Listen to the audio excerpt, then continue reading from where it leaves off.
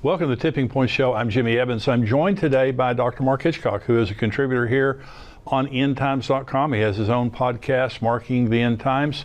We're talking about what's happening right now in Israel, the things that are in the news right now, and where is all of this headed. We're also going to be answering questions in the subscriber-only portion. We're talking about the end times, the tribulation, Israel, all of the things, the rapture, some very important information. So we want you to stay tuned. Also, if you're watching on YouTube, subscribe. There's a subscribe button right there. Subscribe to this channel and also like this channel. When you subscribe, it just means you get everything that comes out from us. It also, when you like it, it means that other people find out about it and you're helping somebody else. Also, just want to remind you at give.endtimes.com, you can give to this ministry. If we've been a blessing to you, if we've touched you in some way and this is meaningful to you, go to give.endtimes.com. You can give a one-time gift.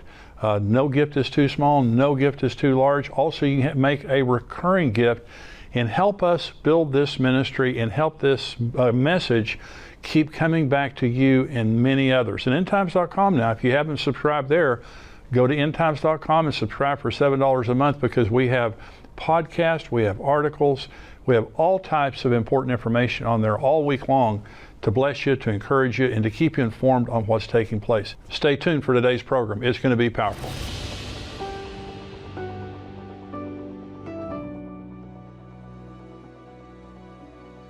Well, I'm joined today by Dr. Mark Hitchcock. He is the senior pastor of Faith Bible Church in Edmond, Oklahoma. He's also a regular contributor here. He's written over 30 books on the end times, and he has his own podcast called Marking the End Times here on endtimes.com. He's a part of our conferences, everything that we do. And we're talking today about what's happening in Israel, the headlines that are happening in Israel. We'll also be answering questions from our subscribers. Mark, thank you for joining me today. Great to be with you again, as always. We have this new book that we have just written together. It's called What's Next? The Israel-Gaza War, Connecting Today's Headlines for Tomorrow's Prophetic Events. And so this book, it was actually held up a couple of weeks by Amazon, but we talk in here about kind of the past, and you've done some podcasts recently on where Israel came from. In other words, is this actually their land, or are they occupiers, as people are saying? We talk about that in here. We talk about what's happening right now. We also talk about the prophetic implications of what's happening. What's happening in Israel right now, this is on a scale from 1 to 10, just in my mind prophetically, this is a 10. This is something that is unprecedented in world history, this level of anti-Semitism. Do you believe that? Sure. I mean, it's since the Holocaust, I mean, obviously the Holocaust was a concentration of anti-Semitism in Nazi Germany, but now we're seeing it globally. Yeah. I mean, that's the difference now. I mean, the world didn't really know what was going on in Germany. Finally, when these, the concentration camps were freed, people realized the horror that had been going on in Germany and also in Poland and other places. But it's global now. You have 100,000 people in Paris, 200,000 people in London. Yeah. I mean, they're just coming out and just filling the streets and just filled with venomous hatred for the Jewish people. It's something that you could never even imagine. And if it happens to any other group of people, it's immediately decried, justifiably. But when it happens to the Jewish people, it's just there's not a counterbalance or outcry against it. I know there's some things happening in our country, some pro-Israel marches that are taking place as well, but they're nothing on the scale of the pro-Palestinian, the anti-Semitic rallies that are happening all around the world. Well, the amazing thing, and I don't know why we should be amazed, but Bible prophecy says that the final scene of this age is the whole world marching against Israel. Zechariah 12, other places in the Bible where it says and they've all marched against Israel. So we see today that type of hatred toward the Jews there's already a war going on, but it could become at some point, it will become at some point an international effort to come and take Jerusalem away from the Jews. Yeah, that's right. I mean, all of these prophecies in the end times really have to do with Israel, with the world hating Israel. You have the Ezekiel 38-39 war where this Russian-Iranian coalition, they come into the land of Israel, they come against the Jews, God delivers them. You have Zechariah 12. You have Joel chapter 3, God's going to gather the nations to the valley of Jehoshaphat, the valley of decision. That's the Kidron Valley, right next to right on the east side of Jerusalem. So that's the center point in all the world. And what we see today is it's the center point in the world today. I mean, it's the focal point, it's the bullseye, it's ground zero, whatever metaphor you want to use.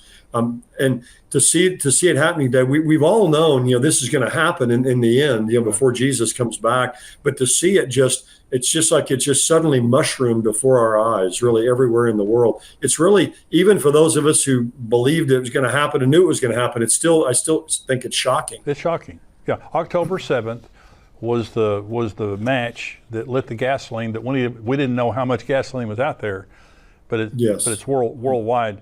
So we're going to talk about some articles, some things that are happening in the news right now. This is from Prophecy Newswatch, and the headline says, "Is worldwide Jew hatred setting the stage for the tribulation period?" Let me just read just a few paragraphs here. It says, "Aside from the spiritual paradigm with which Christians view and stand with Israel, most rational people, even unbelievers, would have a sense that sympathizing with Hamas right now is akin to endorsing the kidnap, torture, rape, beheading, and murder of Jews. People who thought that the horrors of the Holocaust were long behind them have suddenly been shaken by a terrifying sense of foreboding as people the world over call for the annihilation of the Jews once again. In the early stages of Hitler's plan to exterminate the Jews, perhaps ordinary people in far-off nations would have pleaded ignorance to the Jewish plight on the basis that the news didn't reach them. However, this time around, the evidence of Jew hatred is there for all to see, since anti-Semites cannot resist posting their abhorrent material online." And so the question that this article is bringing up is the worldwide Jew hatred setting up the tribulation? And what I believe, Mark, and I want to get your take on this. The answer is yes. The answer is we're at the end. We don't know how many days or weeks or months or years we have, but there's no doubt about the fact that these are the birth pangs that Jesus talked about. The distress of nations, wars, rumors of wars, earthquakes, pestilence, famines, all those things. We're seeing the intensity of this happening.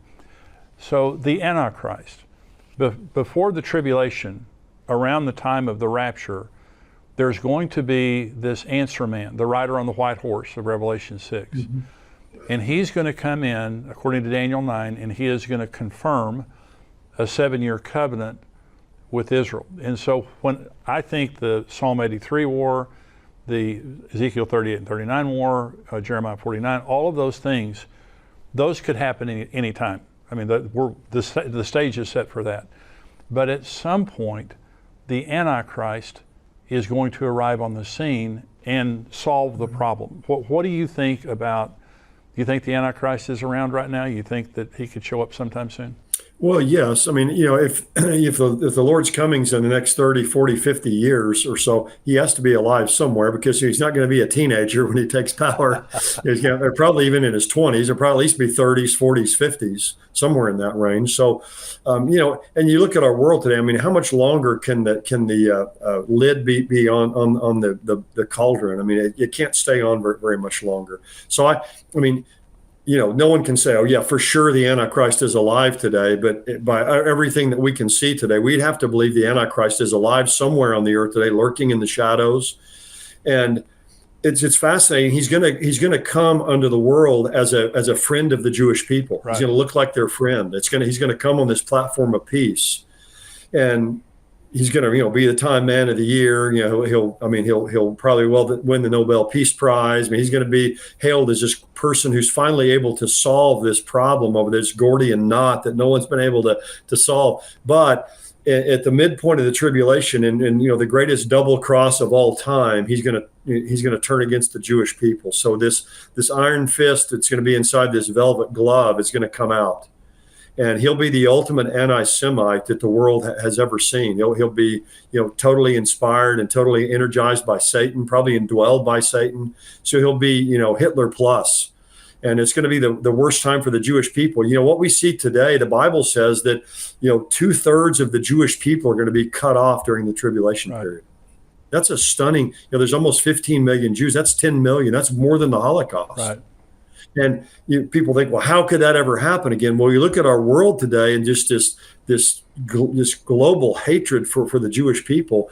that's taken place, we can see how it will happen and how the Antichrist, as a person coming up in this whole situation now, will lead the world in this anti-Semitism. It's interesting that, I don't know if a lot of people have read the Hamas charter, but I read it last night, the Hamas covenant. It's these 36 articles.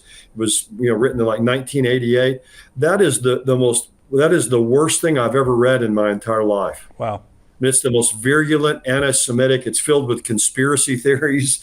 There's can be no negotiation with the Jewish people. Right. I mean, it's the most categorically I've read Mein Kampf. It's way worse than Mein Kampf. Wow. And by the way, recently there's an article that says that Israeli soldiers have discovered copies of Hitler's book Mein Kampf in a children's room that was used by Hamas. So they've been discovering copies of Mein Kampf there in Palestine, which again, it all comes from the same thing. It's fascinating. The Hamas was incubated back in the Muslim Brotherhood, which was founded in 1928. And one person I read this week said it arose in the same intellectual firmament as German Nazism and Italian fascism. Oh, wow. So it came about, the Muslim Brotherhood at the same time, kind of incubated in this same period of time, in this anti-Semitism that we see in our world today that's increasing. But back then, you had anti-Semitism, kind of most of the world stood against it. And today we just see it, it's something that's hard to believe, but it's obviously a clear setup for what's coming. Yep, absolutely. So this is, you're talking about anti-Semitism. Children are being indoctrinated in this, and of course we see it on the university campuses. But this is an article, Prophecy News Watch.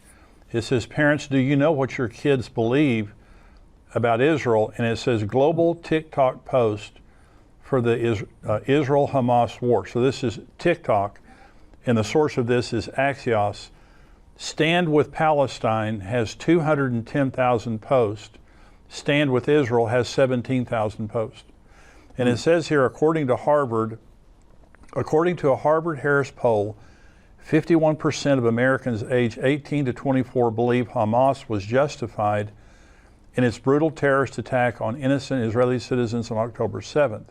What about those under the age of 18? What do they think about Israel?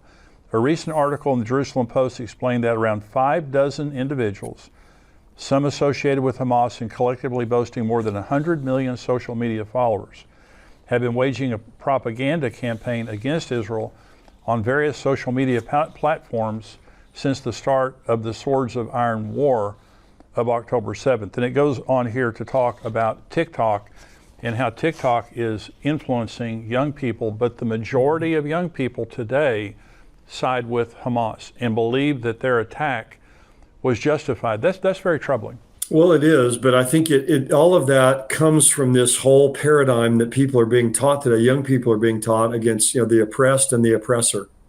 And if you can convince somebody that someone is an oppressor, then everything they do is bad. And if someone's oppressed, then everything they do is good. And so the whole world has been kind of framed in this light.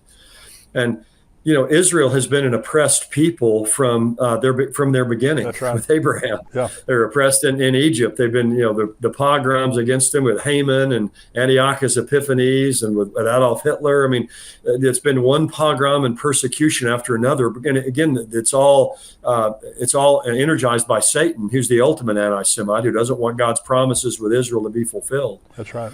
But it comes out of that whole milieu of this oppressed oppressor. And, the Jews came in 1948. Most of the land that they purchased. That's right. They purchased the land. They were attacked simultaneously by 5 Arab nations. And the people who were living there, many of them fled. They left. Well, the Jews didn't let them come back because, they don't know what these people's intentions were. And it's all, that Israel came in and just stole their land. They bought most of it. People fled. They took the land there. Certainly the Jewish people aren't perfect. I mean, the Jewish nation isn't perfect. No one would say that. But it's all coming from these young people today, from their mindset of this oppressor viewpoint. And so they're going to immediately, jump to the conclusion to be on the side, but to be on Hamas side, but to say that the attack that happened on October 7th was justified, that's that's a level of brutality and acceptance of that, and really glorifying that I don't think we've ever seen before. And that's troubling because that's this younger generation. Yeah, the Secretary General of the United Nations, Guterres, came out 2 weeks ago and said that it was justified. He said that because of the oppression of Israel, that it was no wonder that Hamas acted the way that they did against their oppression. So again, this is the young people. It's a lot of the university. And I said this, I was bringing a message a couple of weekends ago, and I made this statement. I think that parents and taxpayers in the United States need to think through how long we're going to send our children and our grandchildren to universities to learn to hate God, hate America, and hate Israel. Because they're being indoctrinated in many cases. Yes. And if they come against these professors, they pay a price for it. And so this is a troubling thing. I think you have another article there, Mark. Yes, I got an article. There's an interesting one that says there'll never be a better time for Israel to strike in Iran. That's a fascinating topic because what many are saying right now is Iran has been kind of getting off the hook. They're just using these proxies or they're surrogates for 20 years. They've been just letting other people do their dirty work. And so that's an article in Haaretz. It's an opinion piece, but saying that Iran is going to have to pay the price themselves for what they're doing. And, you can attack Hamas, you can attack Hezbollah, you can attack the Houthis down in Yemen, all these different, but sooner or later, Iran has to pay the price. And so it's being said, this is the time for Israel to strike Iran and hit Iran and make Iran pay the price. Now, we all know if that were to take place, it would set, the dominoes would begin to fall. But, it may be that Israel will do that here at some point in time, and the United States as well, because we've had, last count I have, it goes up every day, 52 attacks against our bases in Iraq and Syria. And eventually we're going to have to go and hit the source of this, not these pinprick attacks from these small proxy groups that are there. So, if that takes place, that can also be a major lighting of the fuse for the God war. If Israel or the United States or both do something directly against Iran, that would be a major escalation of this. But here again, we have this article. This is the best time for Israel right now to do this, to while they're at it, to just kind of go ahead and eliminate these enemies. Hamas, Hezbollah would be next, and even take action against Iran. So. Now, that's very possible that could happen, I think, in the not too distant future. Well, the United States has massive military assets in the Persian Gulf and the Mediterranean. We have bases in Saudi Arabia, bases in Iraq. We've got a lot of capability. And what I have thought is the United States, I believe, could possibly strike Iran to take that responsibility off of Israel and put it on us. We have enough justification to bomb Iran. Number one, just to keep them from becoming a nuclear power, because they're just about to become. But in southern Iran, which is Elam, Jeremiah 49 prophesies the destruction of Elam. And it seems as though if that could be a fulfillment, if the United States and or Israel would strike Elam, that could be a fulfillment of Jeremiah 49. But I totally agree with you. I agree with two things. Iran is the head of the serpent. You can dance with the snake all you want to. The head of the serpent is Iran. And you're not going to deal with it decisively until you deal with them. But the other thing is, this is a good time to strike Iran because you take away their momentum, because they've done a masterful job of creating all of these proxies all around Israel to now be a real major threat to them. If they, especially Hezbollah right now, if Hezbollah enters into the fray, and they've been escalating their attacks, Hezbollah has a tremendous amount of military power. It's been called this network of proxies. They've been called the axis of resistance, that are coming against Israel, and of course the United States. And Israel's been called by them the little Satan. The United States is the great Satan. And in the United States, we need to be on alert because, as many people have been warning here lately, we're next. Right. They want to get Israel, but we're next. I mean, we're the great Satan that has to be eliminated. What's fascinating to me is Joel Rosenberg. Some years ago, I heard him make a statement. I've never forgotten it. He referred to Iran, the mullah leadership there, not all the people of Iran, but their mullah regime that runs the country, as an apocalyptic, genocidal death cult. Wow. Now, that's a load. That's a lot stated there, but an apocalyptic genocidal death cult. You're hearing a lot about genocide, but they want to wipe Israel off the map. In fact, years ago, when Mahmoud Ahmadinejad was the president of Iran, he said they wanted to wipe Israel off the map, and someone said, "Well, that's good. At least he's recognizing they're on the map, because they don't normally have them on their map." But what we sometimes forget in all of this too with Iran, there's an apocalyptic element to all of this with Iran. Iran, they're 12er Shiites. They believe that their Mahdi will return someday in a time of great chaos and warfare. But they believe that Jerusalem has to be taken, and that Israel has to be eliminated before their Mahdi can return. So there's an entire apocalyptic element to all of this that I think many people in the West who just see this as a kind of a political or a military war don't see this element to that, and they believe that they can hasten and accelerate the coming of their Mahdi by destroying Israel and capturing Jerusalem. So that whole idea of it's a genocidal death cult, but this apocalyptic elements there, and it's throughout all of Iran's actions. And I think we need to take that into account. This is part of their setup for their view of the end times, which they believe they can bring to pass. Yeah, they are motivated by something greater than a military problem or a political problem. They have a religious conviction that they have to destroy Israel. Now, there was a summit this past week in Saudi Arabia, and unusually, Iranian president, it was Ibrahim Raisi, he was there, and he called, this is from Jewish News Syndicate, Iranian president calls to eliminate Jewish state. Iranian President Ibrahim Raisi called on Saturday for the creation of a Palestinian state from the river to the sea, a genocidal rallying cry necessitating the destruction of Israel. The Jewish state is bordered by the Jordan River on the east and the Mediterranean Sea to the west. Raisi made the threat in Saudi Arabia at a summit of Arab and Muslim leaders on Israel's war against the Hamas terror group. And this is quoting him now. The only solution for this conflict is the resistance continuing against the Israeli oppression until the establishment of a Palestinian state from the river to the sea. Raisi also called for the West to sanction and boycott the Jewish state for charges to be leveled against Israel and the United States at the International Criminal Court and for inspections of the Jewish state's nuclear facilities. So this is, he wants Israel to, he's just coming out openly and saying it. And again, Mark, this is the power behind all the proxies that are causing the immediate problems for Israel. They want Israel destroyed. And so this is in the headlines.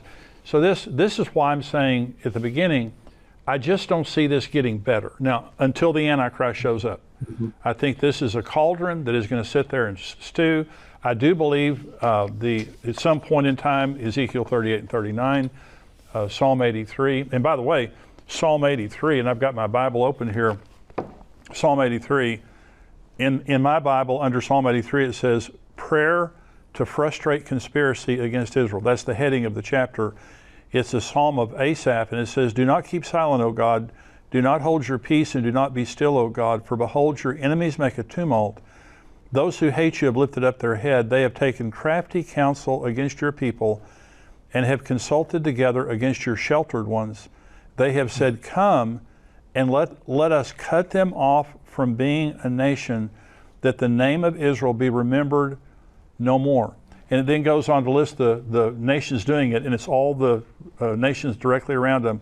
But it says here, Gebal, Ammon, Amalek, Philistia, and the inhabitants of Tyre, that is the Gaza. Assyria is also joined with them. They have helped the children of Lot. So what we're seeing right now is a conspiracy. It's a coalition of nations saying, let's destroy Israel. Let's cut them off from being a nation. That's what Iran is saying. That's what their proxies are saying. This isn't just a war to get land. This is an effort to destroy the nation of Israel. That is Psalm 83. So whether we're seeing the beginning of Psalm 83 or whatever, This is a conspiracy to destroy the nation of Israel completely. Well, that's right. Iran believes in their Shia apocalyptic view that they believe that Israel has to be taken and Jews worldwide have to be destroyed. And that's why all this talk of a two-state solution is just a total fallacy. They want to go back to 1967 borders for a two-state solution. Well, what happened in 1967? Israel was constantly being attacked. That's so. Right.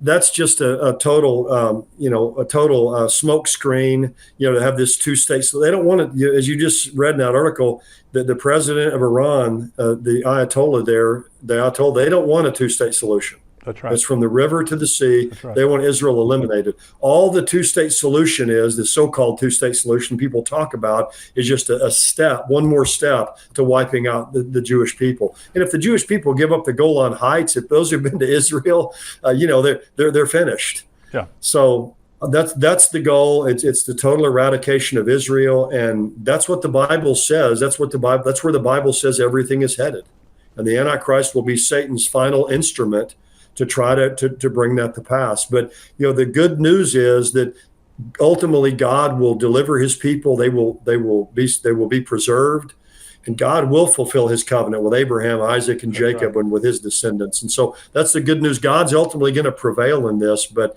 it's going to be there's a lot of terrible things that are going to happen before we get to that point where God delivers Israel. So Israel is in a major ground operation right now in Gaza.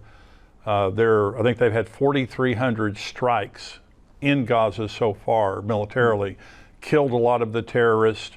The Prime Minister Netanyahu has stated openly that when this is over, they're not giving control of this back to obviously Hamas or the Palestinian Authority, that Israel will occupy Gaza. I don't know if it's indefinitely, but this adds another dimension to the problem already. A two-state solution says that East Jerusalem, the West Bank, possibly the Golan Heights goes back to Syria, but a two-state solution just means they had already given up the Gaza. Now they're taking it back, is what Netanyahu is saying. Then you have East Jerusalem. What do you think the significance of that is, that Israel is taking control of Gaza? Well, it's just going to continue. The outcry in the world is just going to become greater and greater against that. Because again, it's just going to reinforce this idea. Well, they're occupiers. They're the oppressors. Israel's been out of Gaza since 2006. They have their own government there. In fact, a friend of mine just sent me a picture, our guide in Israel, Ronnie Cohen, of the Golani Brigade inside the headquarters of Hamas in Gaza City. They've taken that. So they've taken but it's just going to increase this idea, that they're the oppressors. But Israel's been out of there since 2006. That they've had their own government. Yeah. Gaza, with all the money they've received, the three leaders of Hamas combined are worth $7 billion. Oh my gosh! Yeah, the main two leaders are each worth $3 billion. The third in command is worth $2 billion. So the commanders of Hamas, the three leaders, are worth $7 billion. Where's all this money that's been going in there? Where's it been going to line their pockets? Gaza should be a resort. It ought to be like Qatar. It ought to be like these beautiful places in the Middle East. All the money that's flowing in there, they can do whatever they want there. But they have a venomous, satanically energized hatred for Israel that blinds them to everything else. But that's the problem when Israel, if Israel stays there and, occupies that area for some period of time, it's just going to reinforce this idea that Israel are occupiers, and it's just going to ratchet up even more the anti-Semitism in our world today, tragically. But they have to do that to protect themselves. Yeah. Well, this is no win situation for Israel. It's a no-win. There's nothing they can do right in this situation. We're going to go to the subscriber-only portion of the program right now, but before we do that, let me tell you, Mark and I have our new book, What's Next? The Israel-Gaza War, connecting today's headlines to tomorrow's prophetic events. It's talking about what's happening right now in Israel, in the Middle East, and the prophetic implications. If you don't have a copy of this, go to Amazon.com and you can get a copy of this book right now. Let me also say, if this program has been a blessing to you, maybe even if you're a subscriber, I want you to give. I want you to consider helping us out financially. We're expanding as a ministry. We're trying to add new features and new people on the site. And so you can go to give.endtimes.com. You can give any size gift. No gift is too small. No gift is too large. And also you can give a recurring gift if you want to give every month or every quarter, whatever. You can make your gift a recurring gift. So go there right now if you haven't already. If you're not a subscriber, go to endtimes.com, $7 a month. We would love to have you become a subscriber so you can get everything we have, the full show, all of our podcasts, all of our articles, endtimes.com. If you are a subscriber, stay tuned. We're going to answer questions.